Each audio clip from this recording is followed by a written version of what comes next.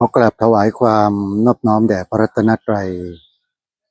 กราบถวายความเคารพพระเถรานุเถระทุกท่านขอเจริญสุขญาติโยมสาธุชน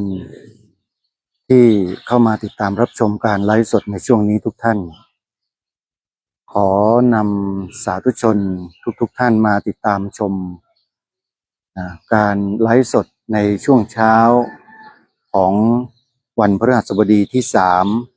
กรกฎาคมพระพุทธศักราช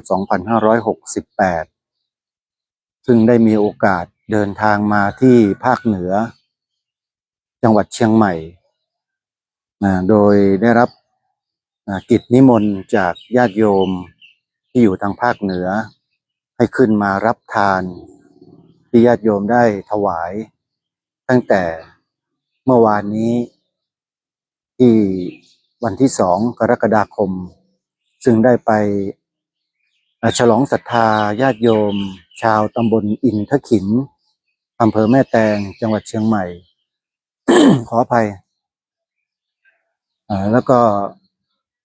ช่วงค่ำก็เดินทางมาค้างแรมที่วัดหนองกายตำบลสันป่ายางอำเภอแม่แตงจังหวัดเชียงใหม่สถานที่ที่ทุกท่านได้เห็นอยู่ณขณะนี้ก็คือสถานที่ประดิษฐานรูปเหมือนองค์ครูบาเจ้าศรีวิชัยซึ่งท่านมีความเกี่ยวข้องกับวัดหนองกายแห่งนี้อย่างไรนั้นในประวัติได้บอกไว้อย่างชัดเจนที่บริเวณด้านหน้าอนุสาวรีย์ของครูบาเจ้าศรีวิชัยบริเวณหน้าวัดหนองกายตำบลสันป่ายางอำเภอแม่แตงจังหวัดเชียงใหม่ก็คือเป็นอนุสาวรีย์นักบุญผู้ยิ่งใหญ่แห่งล้านนาไทยซึ่งได้มีการบันทึกจารึกไว้บริเวณด้านหน้าของอนุสาวรีย์แห่งนี้ซึ่งตั้งอยู่บริเวณด้านหน้าทางเข้าวัดหนองกายอย่างที่เราเห็นในภาพขณะนี้ประวัติความเป็นมาของครูบาเจ้าศรีวิชัยที่มีความเกี่ยวเนื่องหรือเกี่ยวข้องกับวัดหนองกายมีดังต่อไปนี้ก็จะขอโอกาสขออนุญาตนำรายละเอียดที่มีการบันทึกจารึกไว้บริเวณด้านหน้าวัดหนองกายนี่มาอ่านให้สาธุชนได้ฟังกันปีพระพุทธศักราช2472ท่านครูบาเจ้าศรีวิชัยได้เดินทางมาหยุดพักณตรงจุดนี้เพื่อที่จะเดินทางขึ้นไปกราบนมัสการพระพุทธบาท4 รอยและก่อสร้างมณฑปหรือพระวิหารครอบพระพุทธบาท4 รอยต้องขนปูนเหล็กพัสดุก่อสร้างจากตรงนี้เดินลัดป่าเขาขึ้นสู่วัดพระพุทธบาท4 รอยด้วยความยากลำบากในสมัยนั้นท่านยังได้ดำริที่จะก่อสร้างถนนขึ้นสู่พระพุทธบาท4 รอยหลังก่อสร้างถนนขึ้นสู่พระธาตุดอยสุเทพแล้วเสร็จพอดีท่านก็ถูกอธิกรณ์คือถูกหาเรื่องกลั่นแกล้งก็เลยเดินทางกลับไปอยู่วัดบ้านเกิดที่จังหวัดลำพูนจึงไม่ได้ดำเนินการก่อสร้างถนนขึ้นสู่พระพุทธบาท4 รอยทางวัดพระพุทธบาท4 รอยจึงดำริผลักดันการก่อสร้างถนนตามรอยเจตนารมณ์ของท่านครูบาเจ้าศรีวิชัยตั้งแต่ปีพระพุทธศักราช2545จนเสร็จในปีพระพุทธศักราช2547เดือนเมษายนดำเนินการก่อสร้างจากกองทัพภาคที่3ประมาณ9 กิโลเมตรและศรัทธาสาธุชนโดยทั่วไป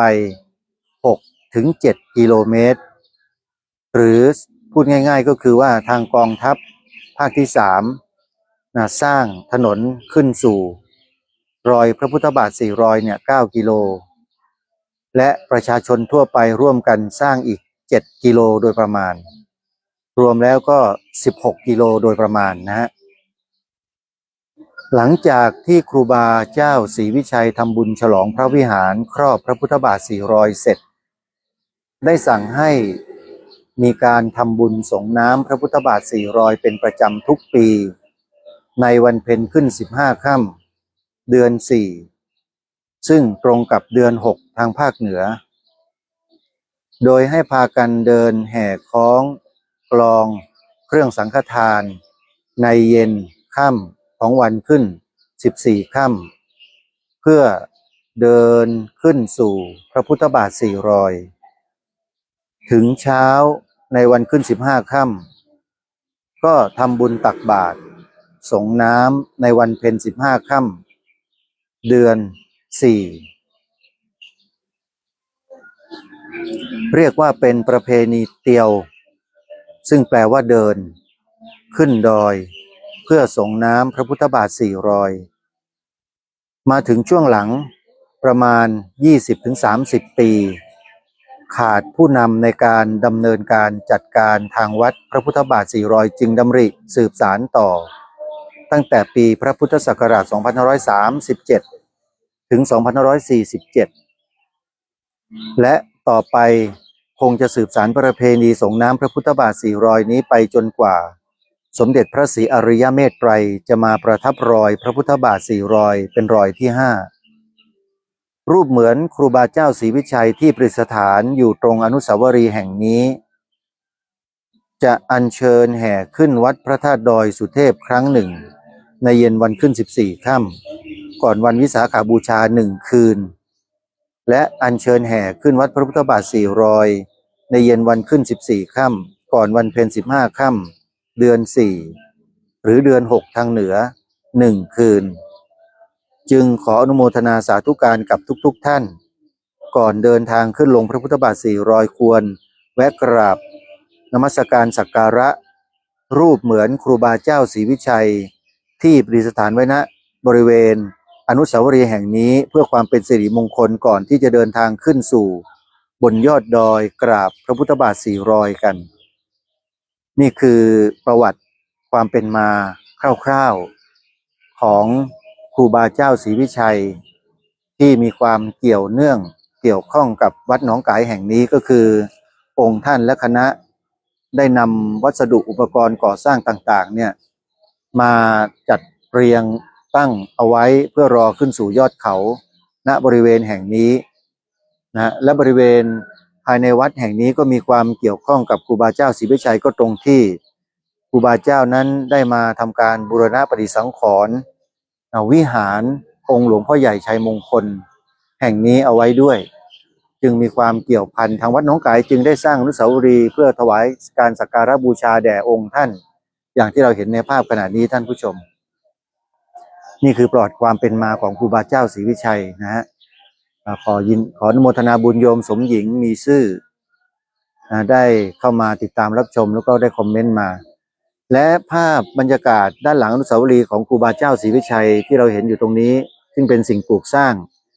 นะฮะอยู่ด้านหลังที่เป็นคอนกรีตเสริมเหล็กแล้วก็มียอดสูงขึ้นไปนี่ก็คืออุโบสถ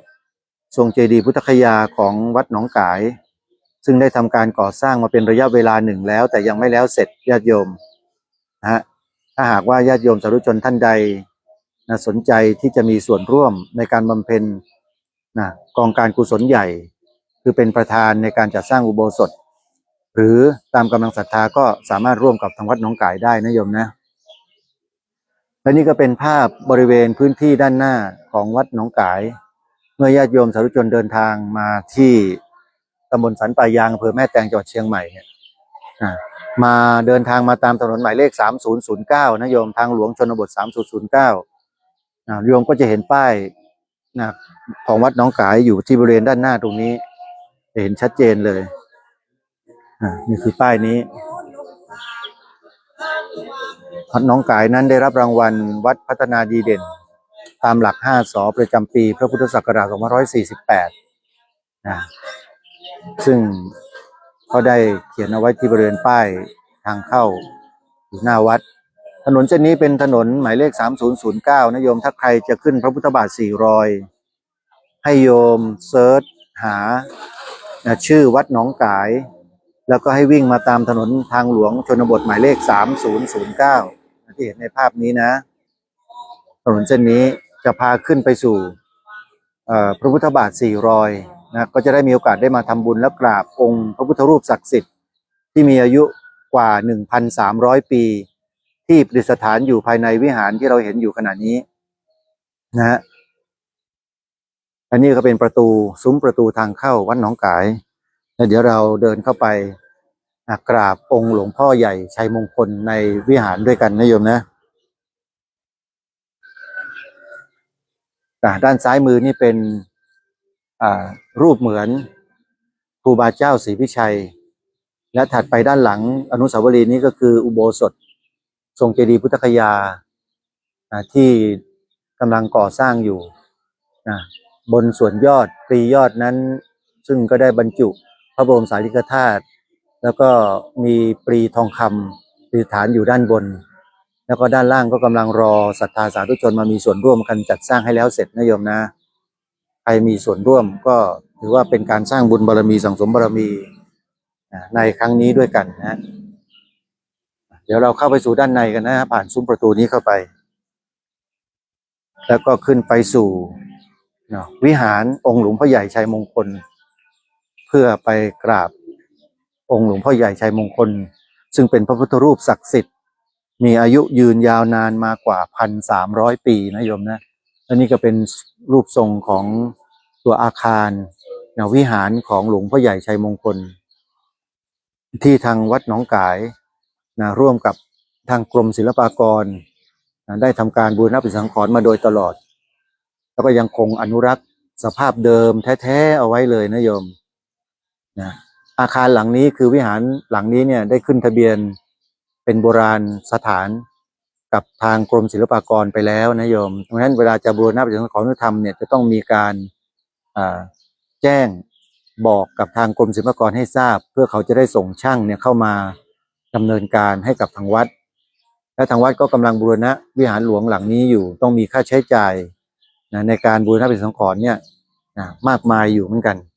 เพราะเป็นโบราณสถานโยมไม่สามารถจะทำตามอำเภอใจได้นะโยมอันนี้ก็เป็นสภาพภายในวัดหนองกายมีอาคารสวัสดิการของทางวัดแล้วก็นี่เป็นโรงอุโบสถทรงเจดีย์พุทธคยาพูดง่ายๆก็คือว่าเป็นเจดีย์พุทธคยานั่นเองนะฮะแต่ว่าภายในเป็นโรงอุโบสถบรรจุมีประดิษฐานพระประธานคือพระพุทธเมตตาอยู่ด้านในด้วยเดี๋ยวจะพาทุกท่านเข้าไปเยี่ยมชมกันตอนนี้จะขอพาทุกท่านไปกราบองค์หลวงพ่อใหญ่ชัยมงคล